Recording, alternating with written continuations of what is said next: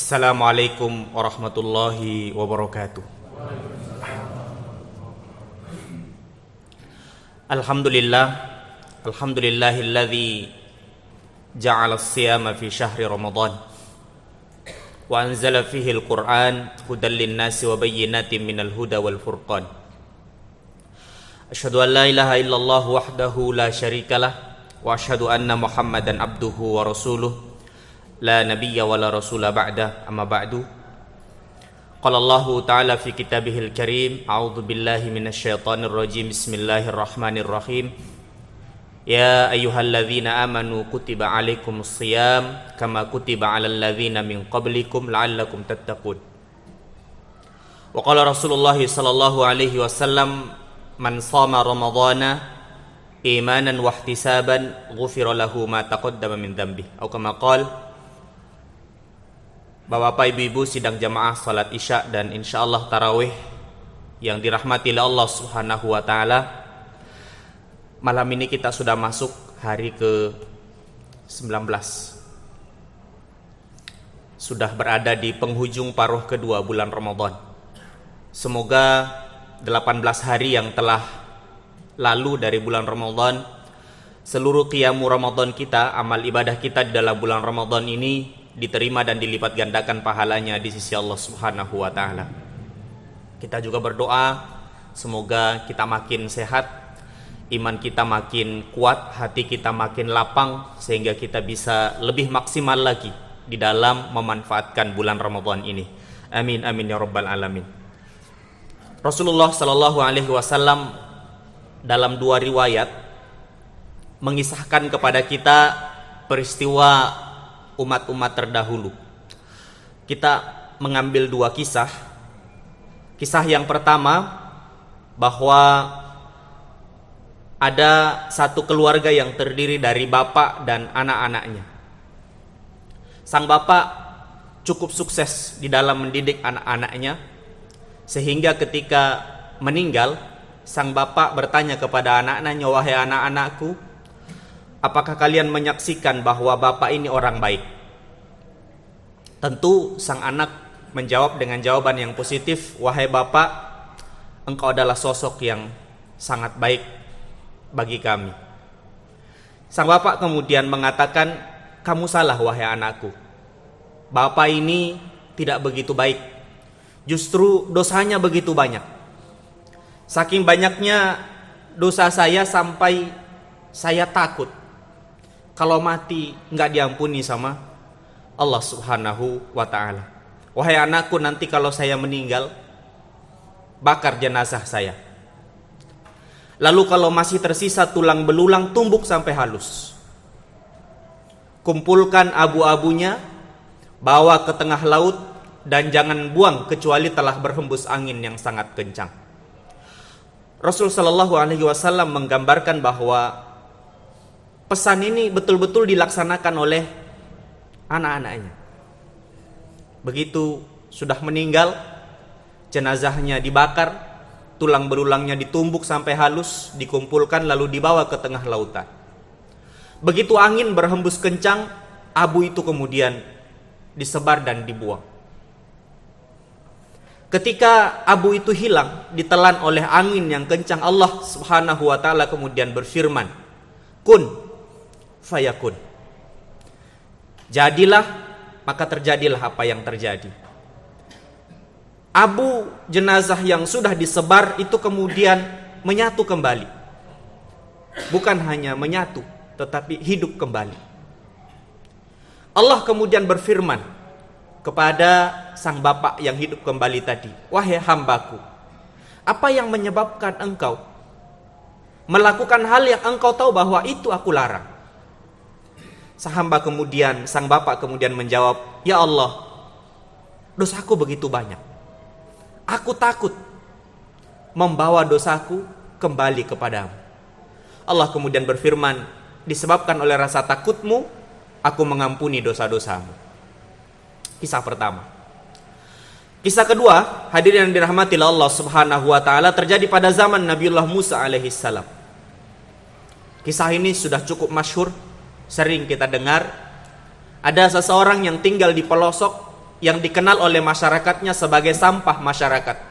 Tidak dikenal kebaikannya.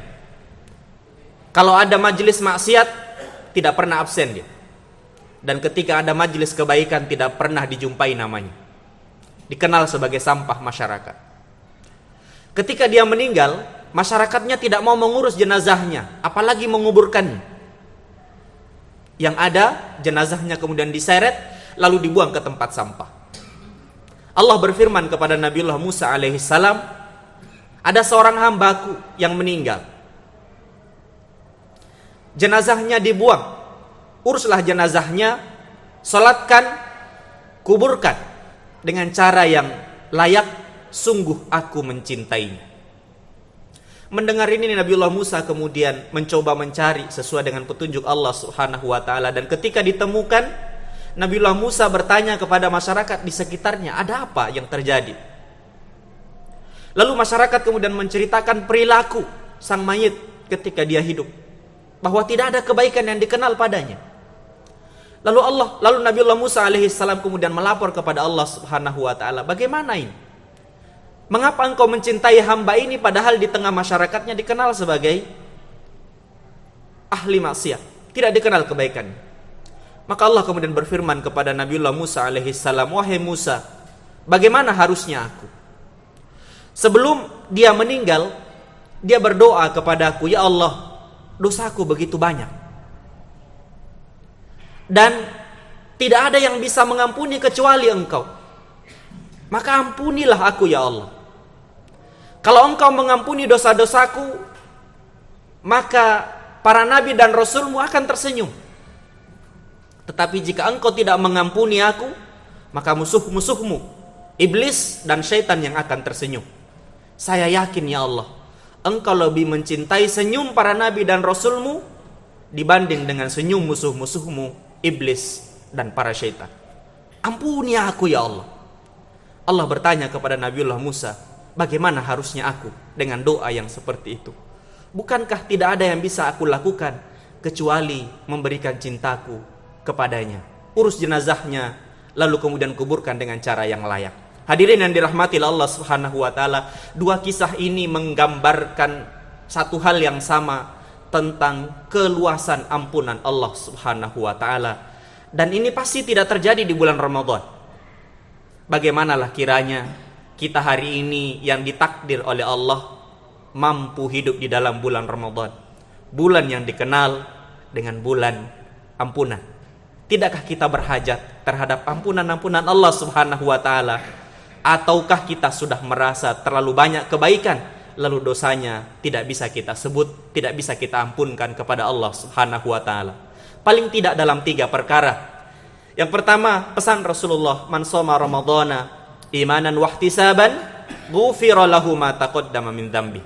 Siapa yang puasa karena iman, mengharap pahala hanya dari Allah, maka dosa-dosanya akan diampuni. Maka kalau puasa yang serius, ulama mengajarkan puasa itu bukan hanya menahan lapar, bukan hanya menahan haus, bukan hanya tidak berhubungan suami istri, tetapi puasa lebih daripada itu adalah mengendalikan ego kita, mengendalikan marah kita, lalu kemudian membersihkan ruh kita dari selain Allah Subhanahu wa taala. Itulah puasa yang sesungguhnya, yang hakikatnya. Maka bersungguh-sungguhlah kita berpuasa, karena pada puasa itu ada ampunan Allah Subhanahu wa taala. Yang kedua, man qama ramadhana imanan wahtisaban ghufira lahu ma taqaddama min dzambi. Siapa yang salat tarawih, iman dia kepada Allah, hanya mengharap pahala dari Allah, dosa-dosanya akan diampuni. Kalau tarawih yang serius, tarawih mewakili amalan-amalan sunnah. Amalan sunnah tidak kita lakukan kecuali hadir sukarela, kecuali hadir rasa senang.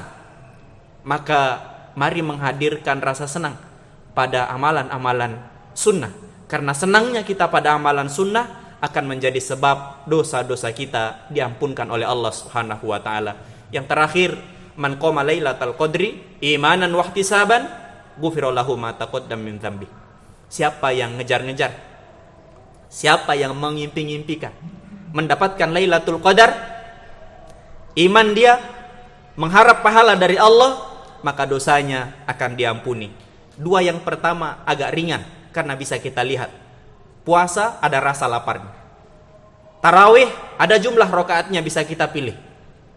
Tapi Lailatul Qadar sulit kita kemudian menentukan bagaimana rupa dan bentuknya.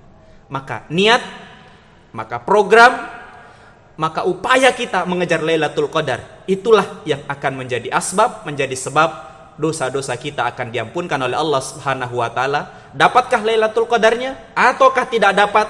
Itu menjadi takdir bagi Allah, tetapi upaya kita, mujahadah kita mendapatkan Lailatul Qadar itu menjadi pilihan bagi kita semuanya. Semoga dengan mujahadah kita pada 3 perkara yang dipesankan oleh Rasulullah SAW, kita kemudian berhak mendapatkan ampunan dari Allah, sehingga kita terhindar dari ancaman Rasulullah SAW. Celaka seseorang yang Ramadan datang kepadanya, lalu dia keluar dari Ramadan sementara dosa-dosanya belum diampuni. Aku qouli hadza astaghfirullah li wa lakum. Wassalamualaikum warahmatullahi wabarakatuh.